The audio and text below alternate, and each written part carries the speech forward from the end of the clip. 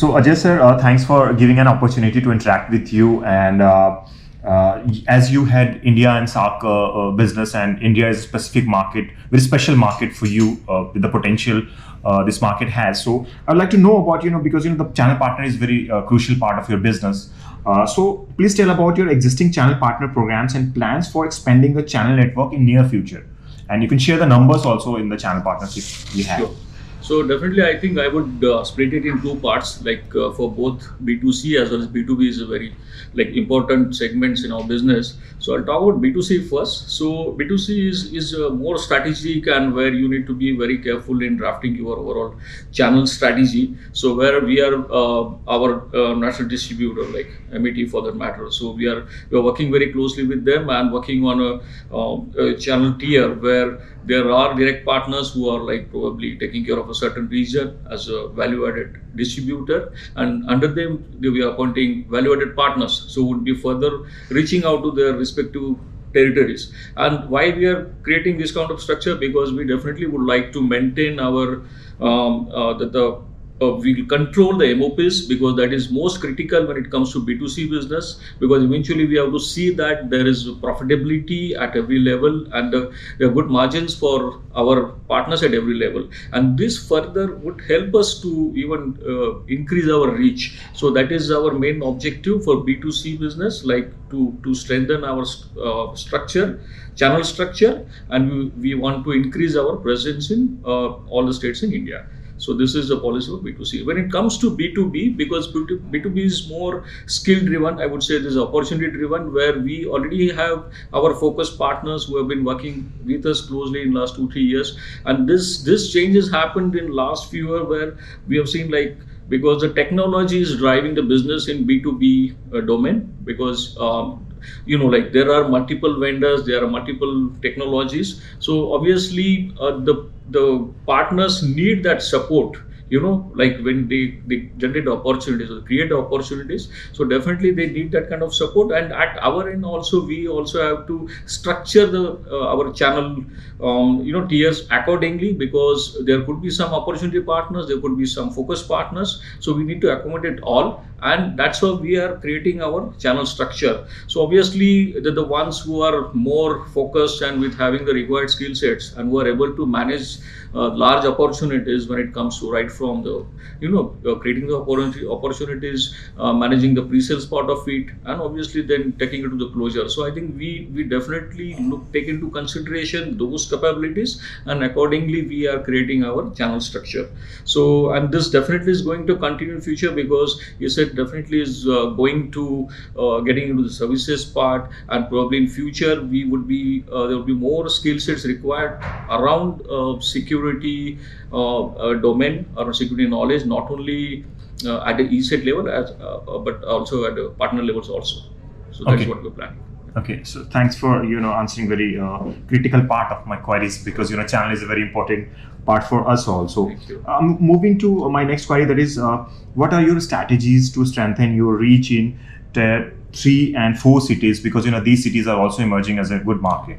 Absolutely, I think the security is definitely a very, very important business opportunity at every level. We talk about metros, Tier 1, Tier 2, or Tier 3, Tier 4 also.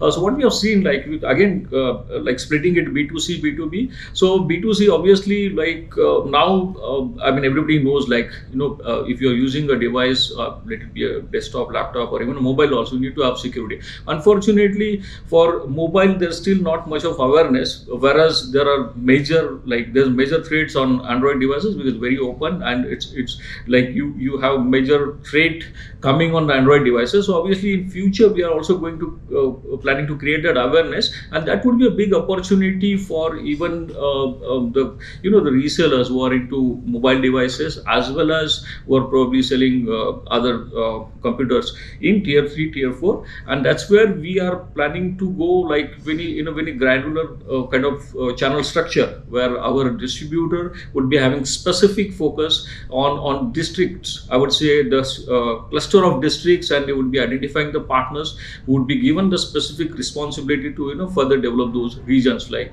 so that is a granular structure we are going to have for B2C. When it comes to B2B, I think again the same thing which is there in probably your metros or state capitals, that is going to percolate to tier 3, tier 4, because the customer behavior would not be differ much, like irrespective of where they are coming from, a smaller city. But I think that the skill set and the enablement is actually the key for B2B business, and that's where we are going to focus when it comes to tier 3 and tier 4. And I think the cloud adoption is going to play a major role in this, because now what we can see, like even the smaller customers like SMB also, they're preferring cloud-based solutions more for two reasons. One is it doesn't require their in-house skill set for managing like endpoint security solutions, and the second thing is like because they can definitely save on the server cost, because if they are going to manage it from like our cloud console, like, so they definitely can save the costs, and the manpower requirement would not be there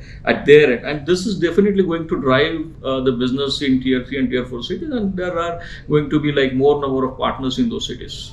Okay, so moving this also my next query is also about empowering channel partners. Sure. So can you share something about how you are empowering new channel partners in India?